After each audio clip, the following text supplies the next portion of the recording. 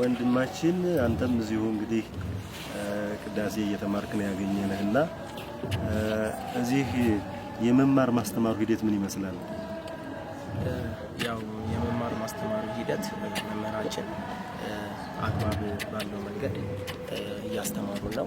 ጠዋት ሳይሉ ማታ ሳይሉ ራሳቸውን ለተተኪው ትውልድ አሳልፈው በመስጠት ብዙ እውቀትን እየለገሱ ነው።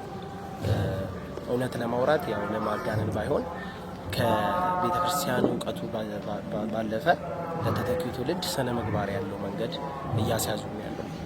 በዚህ አጋጣሚ እንደውም እሳቸውን ማመስገን ይፈልጋል። ለዚህ ለቦታው የቅዳሴ መምህር መኖሩ ጥቅሙ ምንድነው ብላችሁ ታስባላችሁ? በዚህ አካባቢ የቅዳሴ መምህር መምጣቱ ጥቅሙ በጣም ዘርፈ ብዙ ነው። ይህ ሲባል ቦታው በሁሉም ዘንድ በምስራቅ ሸዋ እንደ ሀገረ ስብከቱ የታወቀ ነው። ከዚህም ቀደም በነበሩ ዘመናቶች የአቋቋም ጉባኤ ቤት ነው ያለው እዚህ ቦታ ላይ። የቅዳሴ ጉባኤ ቤትን ለመመስረት በጣም ብዙ ተለፍቷል። እንደውም እንደ እድል ቢሆን በሳቸው ጊዜ ነው የተሳካልን። በጣም ብዙ ተለፍቶበታል።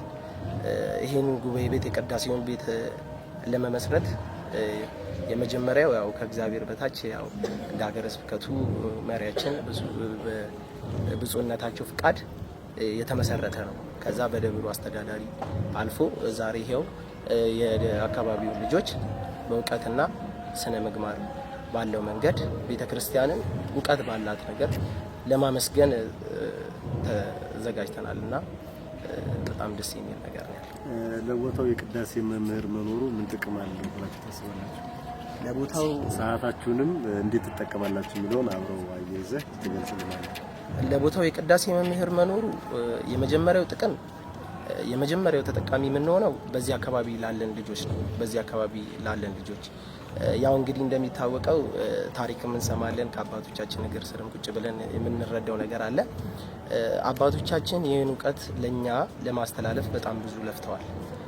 በእርግጥም በየገዳሙ ሲንከራተቱ በእንተ ስለማርያም እያሉ በጣም ብዙ ሕይወትን አሳልፈዋል። እኛ በጣም የተሻለ መንገድ ላይ ያለ ነው።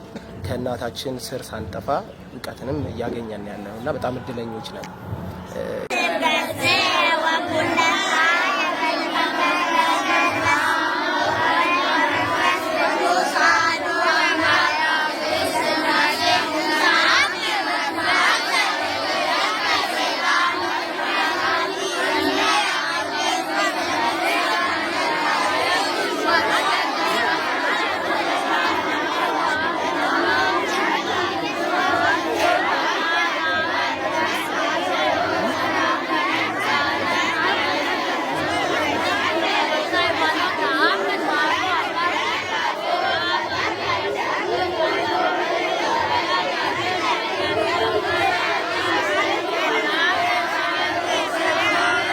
የበለጠ ደግሞ ለአካባቢው ልጆች ሰፊ የሆነ ነገርን አግኝተናል።